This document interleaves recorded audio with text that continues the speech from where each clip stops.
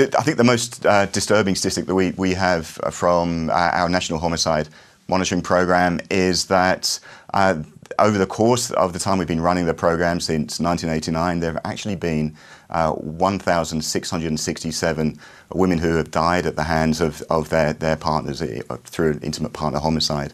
But you raised, I think, two interesting trends there. One was that, yes, there's been a long-term decline in homicide in general in Australia, but also in intimate partner homicide. It's declined by about half over the time we've been monitoring the issue. But what's important is over this last year, we've seen a 28% increase in intimate partner homicide, with 34 women in the year to June last year having died as a result of intimate partner homicide. Do you also have figures that reveal what's happening in our First Nations communities?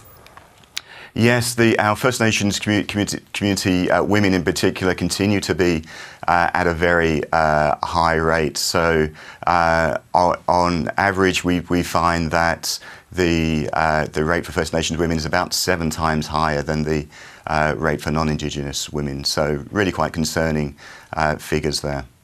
Does it go into, does the report that you've done look at anything more broader other than just giving us those actual statistics? Given that we're 2 years into this 10-year plan that the federal government says is, or they're very much hoping, is going to make a difference here, it feels quite grim when we've been talking about the terrible events of the last few weeks in particular.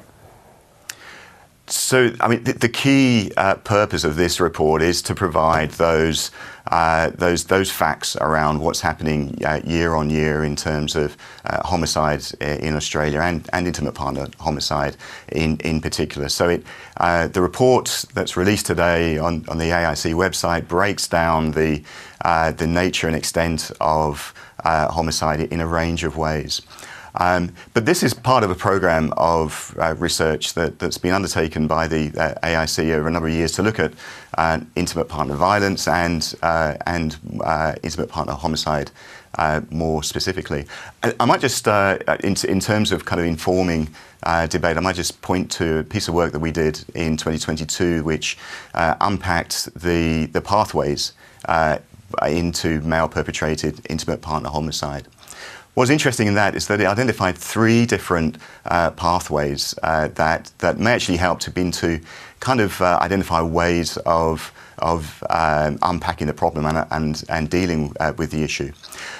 One pathway was what we called deterioration and acute stressors, which accounted for about 11% of cases that we examined, and those were cases where the perpetrator was experiencing some sort of life event, often physical or mental health issues. We found that about 1/3 of cases were described as fixated threat cases, where often there was a separation that then followed extreme monitoring and stalking by the perpetrator that were controlling behaviours that ended in the homicide. And then thirdly, I think particularly interesting, there's a group that we call persistent and disorderly that make up about 40% of perpetrators in intimate partner homicide cases. And these are the cases where there is just the repeat domestic violence that's occurring in households, where police are continually going to those houses to deal with those issues, and essentially we have a significant group of recidivist offenders there. That's amazing that accounts for 40% of the numbers that you're looking at. That's a lot of valuable information for so many people who are working very hard at the moment to try and find a way through this. Rick, thank you so very much for coming on the program. Thank you, Lisa.